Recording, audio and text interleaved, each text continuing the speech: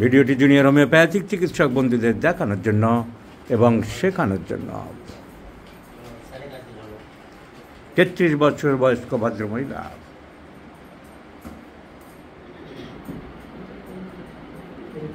Support ছাড়া হাঁটতে পারছে না। Gate is uncertainty. ছেড়ে দিলে কি পড়ে যাবে? না না, তা বলবে না, আবার লাইন থাকবে, কিন্তু হাঁটতে পারবে না। হাঁটতে পারবে একটু সাপোর্ট, একটু আঙুলটা সাপোর্ট হলেও আর আগে বেশি সাপোর্ট লাগবে। অল্প একটু সাপোর্ট লাগবে কেন? তুমি একা হাঁটার চেষ্টা করো না, পড়ে যায়। চেষ্টা করো,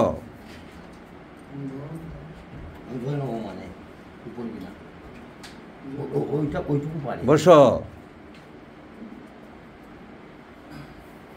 আমরা দেরি করে ওইভাবে মাঝে মাঝে রেখে হাঁটাই, 5-6 পা যায় এই পর্যন্ত। So this is a very pathetic case.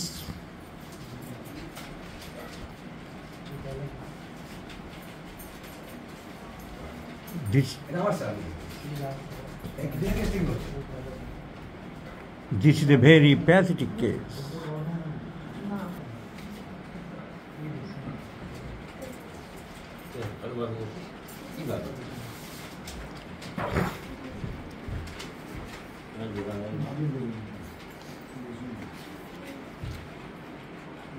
পনেরোই মার্চ 2020 সালের ঘটনা। স্কুলে গার্জিয়ান মিটিং কল করেছিল। বাচ্চা পড়ে কোন ক্লাসে? 6-এ পড়ে, ইংলিশ মিডিয়ামে পড়ে বাচ্চা, ক্লাস 6-এ। কোথায়? আরামবাগে কামারপুকুর। গার্জিয়ান মিটিং শেষ করে বাড়ি ফিরছিল গাড়িতে করে, ড্রাইভার ধাক্কা মারল গাছে। তারপরে ভদ্রমহিলা অজ্ঞানে চলে গেলেন, কমায় চলে গেলেন, কমাতে। এবং কমাতে থাকলেন 1.5 মাস। এই 1.5 মাস শুধু পাইপ দিয়ে খাওয়ানো হতো।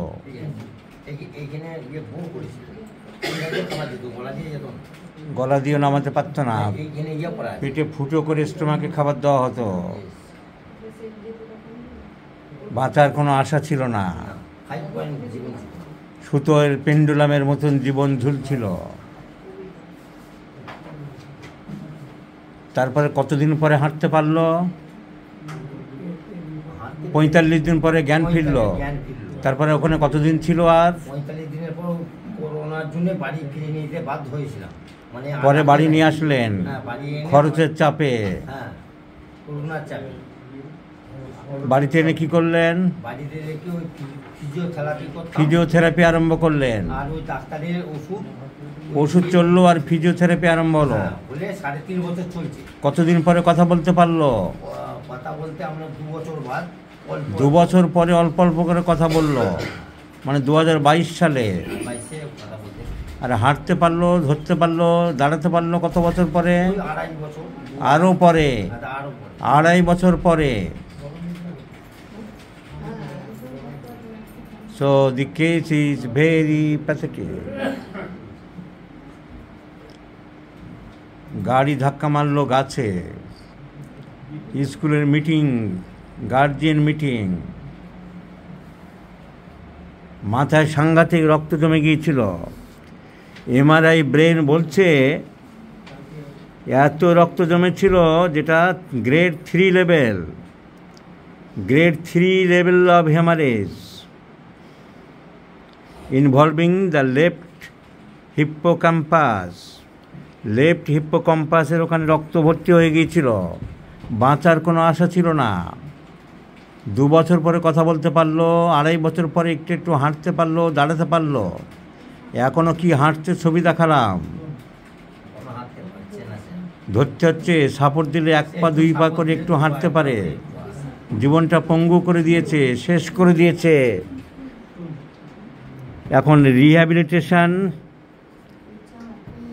বাড়িতে সেবা যত্ন শুশ্রূষা যাকে বলা হয় রিহ্যাবিলিটেশন, সেটাই চলছে এবং সেটাই মেনলি করতে হবে।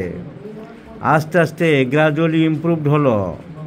Sensorium improved very slowly, started responding to verbal commands very slowly. So এখন হোমিওপ্যাথিতে কী করা যায় তার জন্য আমাদের ছাত্র ডাক্তার দেবাশিস দত্ত পাঠিয়েছে বাঁকুড়ার কামারপুকুর থেকে। মাজুরডাঙ্গায় প্র্যাকটিস করে আমার এক প্রিয় ছাত্র ডাক্তার দেবাশিস দত্ত। ও বড় আশা করে কেসটা আমার কাছে পাঠিয়েছে, যদি কিছু করতে পারে স্যার করতে পারবে, আশা করি হাঁটিয়ে দেবে, এই কথা বলেছে। ওর মনের খুব জোর আছে আমার প্রতি। ওনাকে অনুরোধ করেছিল, উনি করতেন, আগে বললে আপনার কাছে পাঠাবো, আমার স্যারের কাছে যান, স্যারের কাছে। এটা স্যারের কেস, আমি তো ভয় খাচ্ছি। এটা স্যারের কেস, স্যারের কাছে যান। তার কেসটা শুনলে সবাই?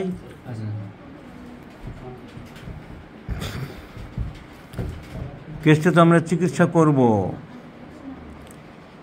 কিন্তু আমি একটু সমাজ সংস্কারক লোক আছি।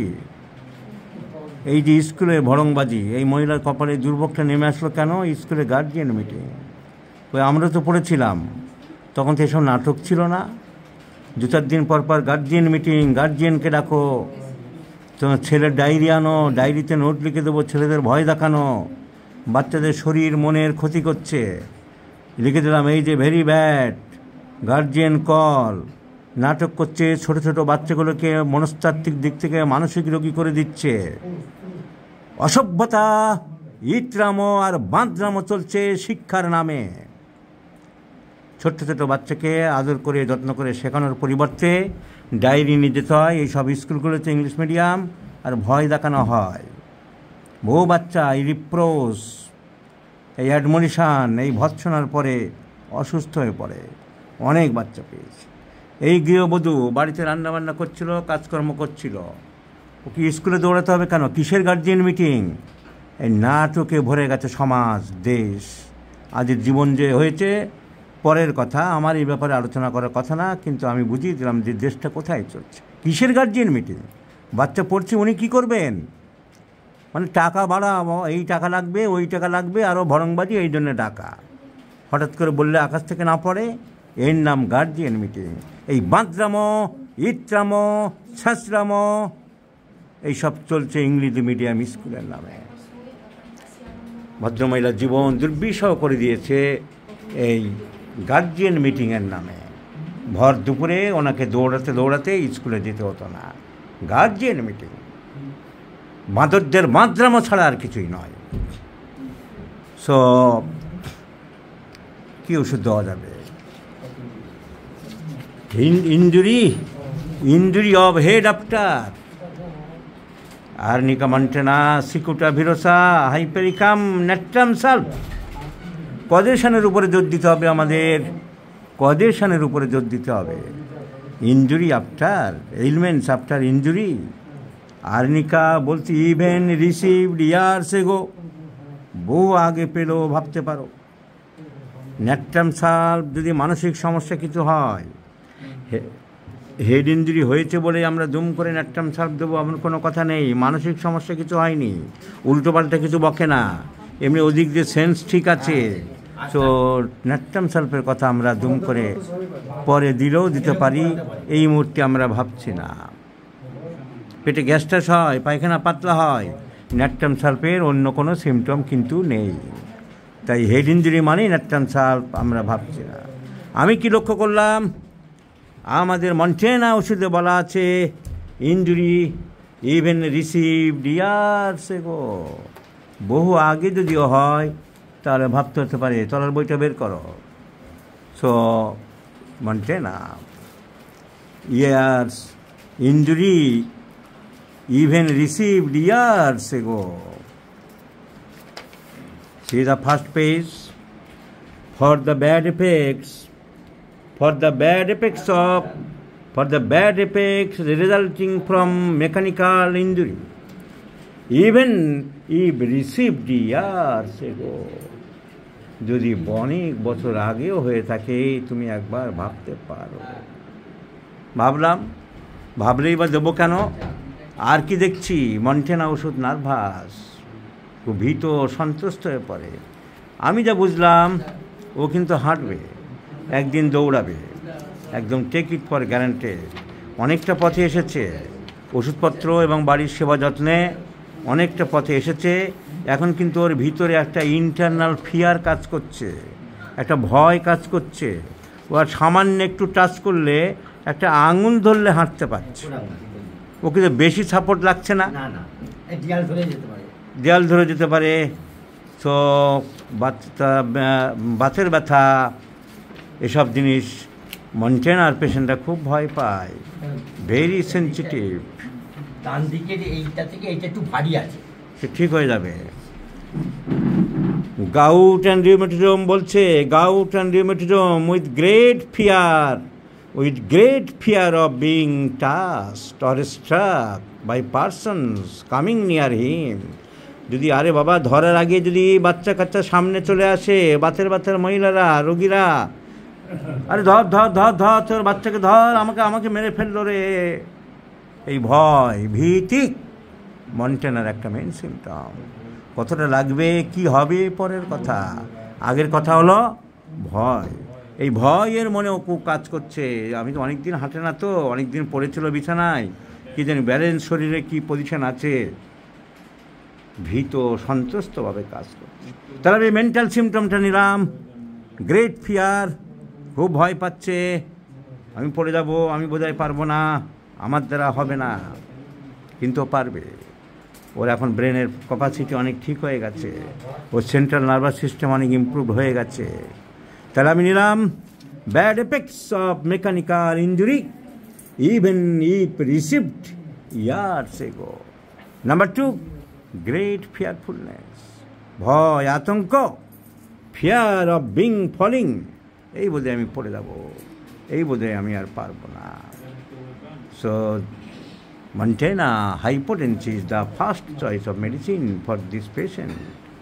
Along with this, the hospitality of the family members, বাড়ির লোকদের সেবা যত্ন, বাড়ির লোকদের the hospitality, the rehabilitation at home is essential. Message করা, ফিজিওথেরাপি করা, মানসিকভাবে জোর দেওয়া, এগুলো এর সঙ্গে করে যেতে হবে। So thanks God she has saved her life from the verge of death.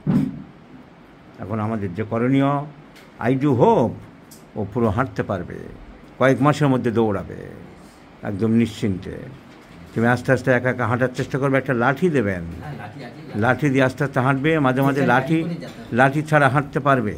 তোমার নার্ভ যা টেস্ট করলাম, যা বুঝলাম, তুমি একটু ভয়ের মধ্যে আছো, এই বোধে আমি পড়ে যাবো, এই বোধে আমি পারবো না। আর যাতে না পারো সে ওষুধ আমি দিয়ে দিচ্ছি, তুমি নিশ্চিন্তে থাকো, তুমি সুস্থ হবেই হবে। So this is the beauty of homeopathy, and this is the interpretation of homeopathy, this is the thinking of philosophical outlook in homeopathy. So Montana is the choice of medicine. Montana মানে শুধু পড়ে গেল first স্টেজের ওষুধটা নয়, even injury if received years ago, and very fearfulness and sensitiveness to pain, fear of being touched, fear of being struck, fear of being fallen. So Montana, 1008 doses to be given twice in a day, morning and evening. I do believe this Montana will improve this patient a lot.